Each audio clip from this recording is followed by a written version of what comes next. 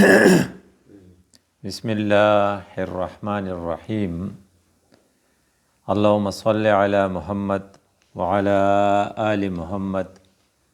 کما صلیت علی ابراہیم وعلی آل ابراہیم انک حمید مجید۔ آج ہمارے اس درس حدیث کا موضوع ہے قضیہ فلسطین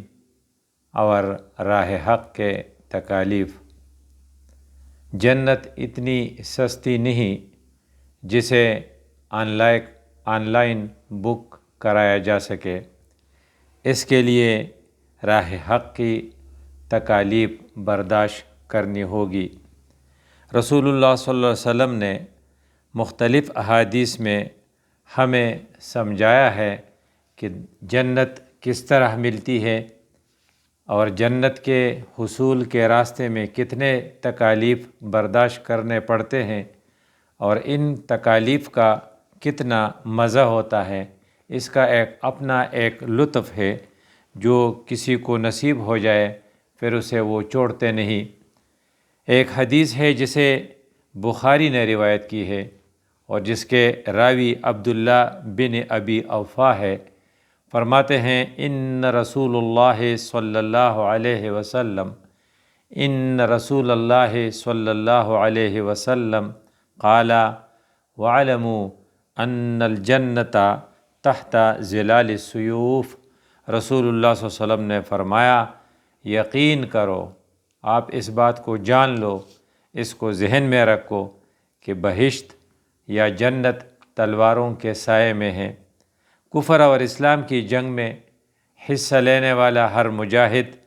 جنت کا مستحق ہے، خواہ وہ فلسطین کا مجاہد ہو، خواہ وہ کشمیر کا مجاہد ہو، یا غازی بن کر لوٹے گا یا راہ حق میں شہید ہو جائے گا۔ خلوص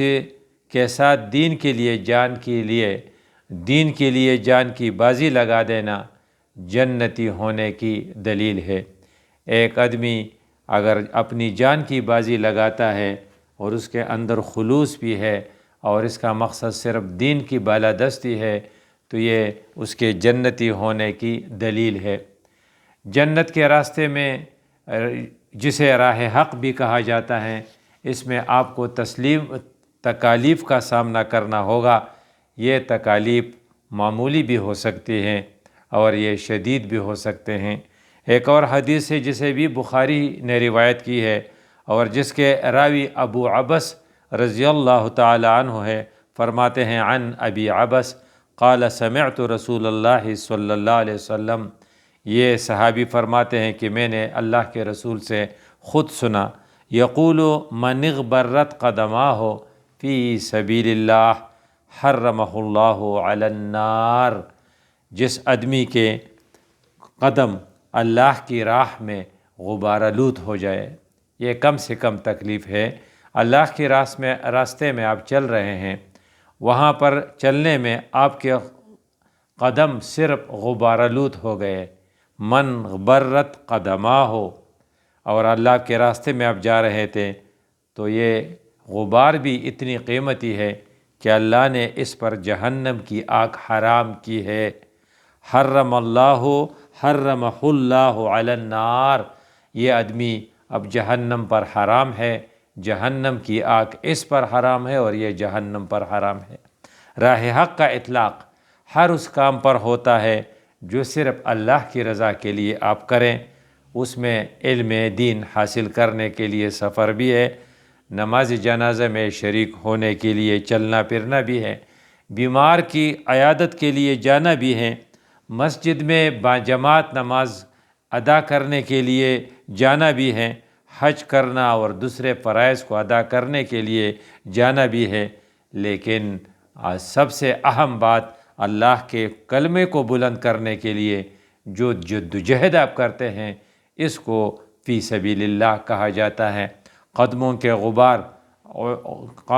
کے غبار آلود ہونے کا معنی یہ ہے کہ اس کی جسم پر گرد و غبار کی دھول آئے یا اسے جسمانی تکلیفوں سے دوچار ہونا پڑے،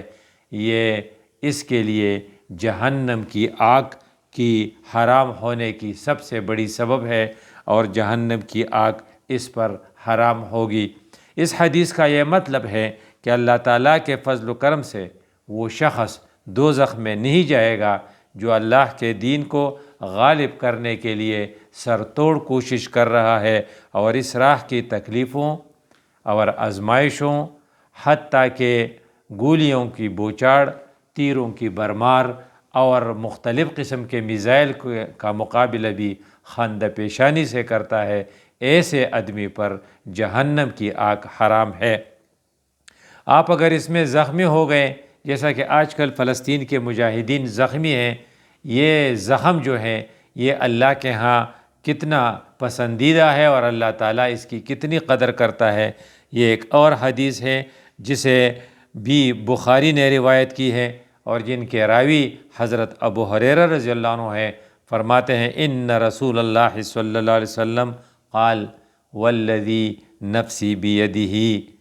اللہ کے رسول نے فرمایا اس ذات کی قسم جس کے ہاتھ میں میری جان ہے، لا یکلم احد فی سبیل اللہ واللہ اعلم بمن یکلم فی سبیل اللہ، جو شخص بھی اللہ کی راہ میں زخمی ہوتا ہے۔ سب کہتے ہیں کہ ہم اللہ کی راہ میں زخمی ہو گئے، شاید اسرائیل بھی کہتے ہوں گے کہ ہم اللہ کی راہ میں زخمی ہو جاتے ہیں، لیکن اس حدیث میں رسول اللہ صلی اللہ علیہ وسلم نے فرمایا واللہ اعلم بمن یکلم فی سبیل اللہ، اور یہ اللہ کو پتہ ہے، اللہ اسے خوب جانتا ہے کہ اس کے راستے میں کون زخمی ہوا ہے۔ یہ فیصلہ آپ نے اور میں نے نہیں کرنا، یہ فیصلہ اللہ نے کرنا ہے کہ کون اللہ کی راہ میں زخمی ہو رہا ہے اور کون شیطان کی راہ میں زخمی ہو رہا ہے۔ ویسے تو سب کہتے ہیں کہ ہم شہید ہیں اور ہم مجاہد ہیں، لیکن یہ فیصلہ اللہ کے ہاں ہے کہ وہ کس کو شہید قرار دیتا ہے، کس کو مجاہد قرار دیتا ہے۔ جو زخمی ہو گیا الا جاء یوم القیامت واللون لون الدم والریح ریح المسک، یہ زخمی آدمی قیامت کے دن اس حالت میں اللہ کے سامنے آئے گا کہ اس کے زخم سے اس وقت بھی خون بہہ رہا ہوگا اور اس کے جسم سے مشک کی خوشبو آ رہی ہوگی، گویا کہ اس کے جسم سے زخم کا پیپ اور پیپ کے علاوہ وہ مختلف قسم کے گندی ڈسچارجز نہیں ہوں گی، بلکہ اس کا زخم قیامت کے دن تازہ ہوگا اور تازہ زخم کے ساتھ ساتھ اس سے وہ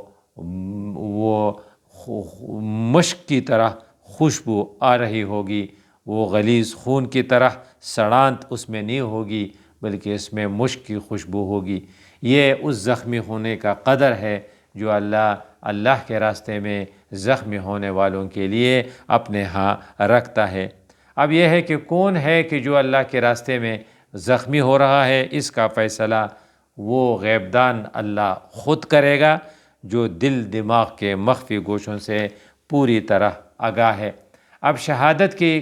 مزے کتنے ہیں، اس میں لطف کتنا ہے، باقی لوگ تو کہتے ہیں کہ یہ زخمی ہو گیا، لیکن اس کو سرور کتنا ملتا ہے، اس کے لیے بھی ایک حدیث ہے۔ یہ حدیث بھی بخاری نے روایت کی ہے، اس کے راوی حضرت انس رضی اللہ تعالیٰ عنہ ہے۔ فرماتے ہیں حدیث کے الفاظ بڑے عجیب ہے کہ شہید کی تمنا کے بارے میں ذرا سوچئے۔ عن النبی صلی اللہ علیہ وسلم،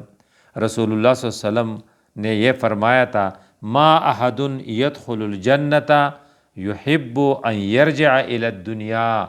جو شخص ایک دفعہ جنت میں چلا جائے وہ کبھی بھی اس بات کو پسند نہیں کرے گا کہ وہ واپس دنیا میں آ جائے۔ وَلَهُ مَا عَلَى الْأَرْضِ مِنْ شَيْءٍ، اور اسے روئے زمین پر سب نعمتوں کا مالک بنا دیا جائے۔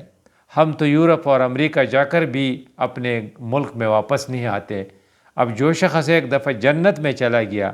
وہ کیسے واپس آنا پسند کرے گا؟ تو اللہ کے رسول فرماتے ہیں کہ جنتی کبھی بھی یہ نہیں چاہے گا کہ وہ دنیا میں واپس آ جائے اور دنیا کی ساری نعمتوں کے مالک بن جائے۔ ہاں، ایک جنتی کو آرزو ہوگی واپس آنے کی، الا الشہید یتمنا،